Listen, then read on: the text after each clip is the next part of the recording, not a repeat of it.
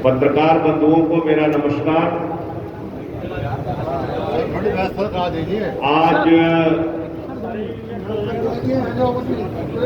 सहारनपुर में भाई एक काम कर, तू बहुत देर से बना रहा होगा, कम से कम बहुत सारे लोगों ने व्यवस्था करा दो जी पत्रकारों की। भाई कम से कम बैठने की तो संजय सिंह जी कुछ बैठने का कोई वो बैठने के इसको आगे कर दीजिए। तो फिर मैं नीचे आ जाता हूँ, वहीं बैठता हूँ। कहाँ यार देर तो आगे एक टेबल लगा लो, आगे यहाँ बैठ जाना, एक मेज लगा लो। बहुत सारे पंचायत के प्रतिनिधियों में, जिसमें जिला पंचायत के पूर्व सदस्य शामिल हैं, ग्राम प्रधान शामिल हैं, अलग अलग पार्टियों के तमाम पदाधिकारी शामिल हैं। उन्होंने आज आम आदमी पार्टी की सदस्यता ग्रहण की है और आम आदमी पार्टी का परिवार उत्तर प्रदेश में बहुत तेजी के साथ बढ़ रहा है। ये हमारे लिए एक अच्छा संकेत है और उत्तर प्रदेश की जनता के लिए भी, क्योंकि हम लोग बुनियादी मुद्दों को उठा रहे हैं। पिछले दिनों जो हालात उत्तर प्रदेश के बने हैं, लगातार उन सवालों पर हम बोलते रहे और इसी के कारण 4 महीने में 14 मुकदमे किसी माफिया पे नहीं हुए, लेकिन संजय सिंह पर 4 महीने में 14 मुकदमे किया योगी जी। मेरे ऊपर देशद्रोह का मुकदमा लगाया, मेरे पार्टी का दफ्तर बंद करा दिया।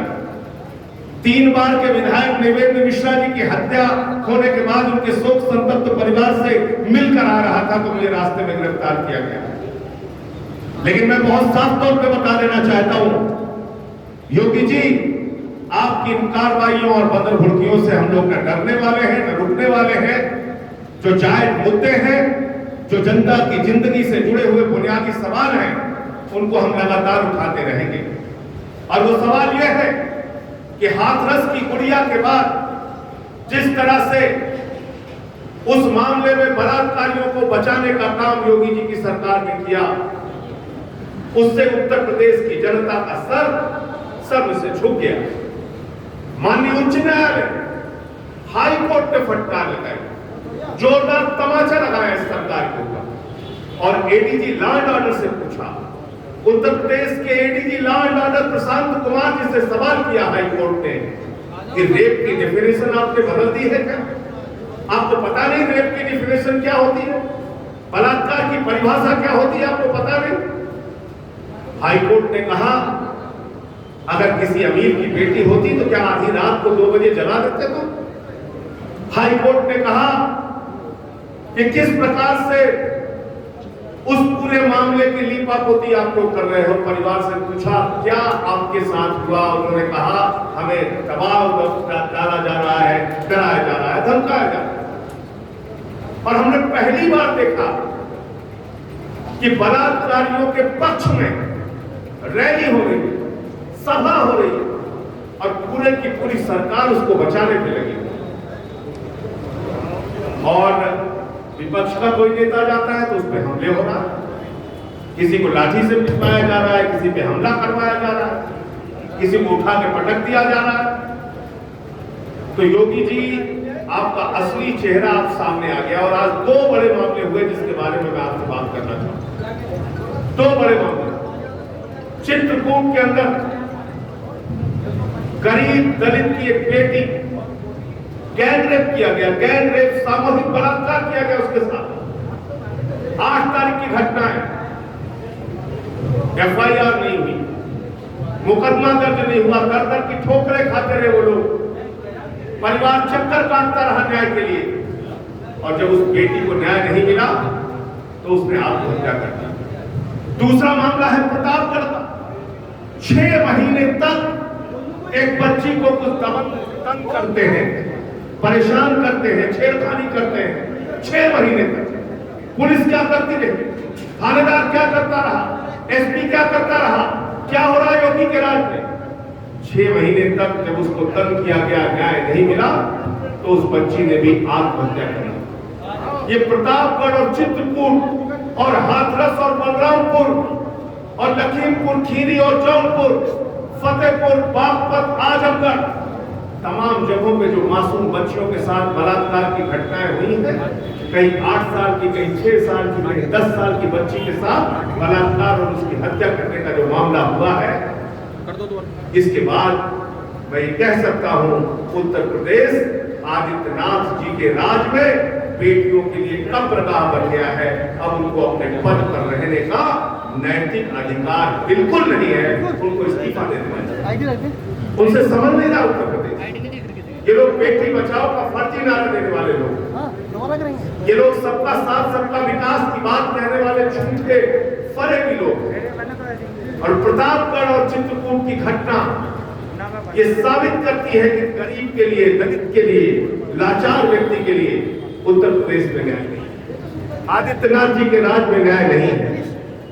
और इसलिए आज सबसे बड़ा मुद्दा कानून व्यवस्था है उत्तर प्रदेश में, जिसको लेके आम आदमी पार्टी लगातार संघर्ष कर रही है।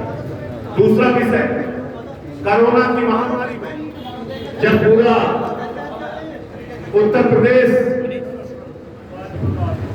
कोरोना की महामारी से जूझ रहा था, लोगों की जान जा रही थी, उस समय योगी सरकार ने कोरोना का महाघोटाला किया। कोरोना का महाघोटाला 800 का ऑक्सीमीटर 5000 रुपए खरीदा गया, 1600 रुपए में मिलने वाला थर्मोमीटर 13000 रुपए में खरीदा गया। 800% कमीशन खाया गया। योगी जी और उनकी सरकार और भारतीय जनता पार्टी के लोग शमशान में दलाली खाने का काम कर रहे हैं। जब लोग मर रहे हैं, वो आपदा में अवसर तलाश रहे हैं। पीपीई किट का घोटाला, ऑक्सीमीटर का घोटाला, थर्मोमीटर का घोटाला। तीसरा सवाल, 5 साल की संविदा पर नौकरी देने की बात कही जा रही है। ये नौजवानों के पीठ पर छुरा मारने का काम है। इतना बड़ा विश्वासघात है। एक नौजवान मेहनत करके पढ़ाई करता है, उसको नौकरी देंगे तो 5 साल टेम्पोररी, कभी भी आप उसको लाभ मार के निकाल दें। चौथी बात, शिक्षक भर्ती घोटाला हुआ उत्तर प्रदेश में। शिक्षा मित्र अभी भी आंदोलन कर रहे हैं। सरकारी कर्मचारियों की पेंशन नहीं दी जा रही है। किसानों की हालत यह हो गई है कि नया जो बिल लेकर आई है मोदी सरकार, इस बिल में, तीनों किसानी बिल में कहीं भी एक शब्द भी एमएसपी का जिक्र नहीं किया गया। यानी इस कानून के लागू होने के बाद न्यूनतम समर्थन मूल्य हिंदुस्तान में खत्म हो जाएगा, क्योंकि बिल में नहीं है। और अगर बिल में नहीं है तो कोई कोर्ट से आपको राहत नहीं मिलेगी, कहीं आपको न्याय नहीं मिलेगा। इस बिल में कहा गया है कोई भी पूंजीपति, कोई भी व्यापारी, कोई भी बड़ा आदमी असीमित भंडारण कर सकता है। इसका मतलब समझ रहे हैं आप लोग? अगर किसी पूंजीपति को अनाज का असीमित भंडारण करने की छूट है, मतलब जमाखोरी की छूट है, कालाबाजारी की छूट है, महंगाई की छूट है। सस्ते दामों में किसान से अनाज खरीदा जाएगा, उसकी उपज खरीदी जाएगी, स्टोरेज करके उसको बड़े बड़े स्टोरेज में रखा जाएगा, और भंडारण करके जब बाजार में उस चीज की कमी हो जाएगी तो महंगे दामों पर आपके ही बेटे को बेचा जाएगा। तो मोदी जी के इस किसानी बिल से महंगाई, जमाखोरी और कालाबाजारी को बढ़ावा मिलेगा। सहारनपुर, मुजफ्फरनगर, बागपत, ये पश्चिमी उत्तर प्रदेश का इलाका, यहाँ पर गन्ना किसानों के लिए एक बहुत बड़ी समस्या है। गन्ने का दाम उनको 2-2 साल से नहीं मिला है। गन्ना अपना वो खेत में जला देते हैं। गन्ना किसानों को सही समय पर उचित मूल्य देकर उनको दाम दिया जाए, इसके लिए आम आदमी पार्टी लड़ाई लड़ेगी। 7300 रुपए ट्यूबवेल का बिल था, वो 25,000 रुपए कर दिया गया। इसके लिए हम लोग लड़ाई लड़ेंगे कि किसानों का साल भर में ट्यूबवेल का बिल मात्र 7,300 रुपए ही आना चाहिए। उनके पीठ पर और लात मारने का काम बंद करो, उनके पेट पर और लात मारने का काम बंद करो। कल महेंद्र सिंह टिकैत जी, जो किसानों के लिए महात्मा कहे जाते हैं, मसीहा कहे जाते हैं, उनके सुपुत्र और भारतीय किसान यूनियन के नेता, जो खाप पंचायतों के भी अध्यक्ष हैं, आदरणीय नरेश टिकैत जी से मुलाकात हुई है और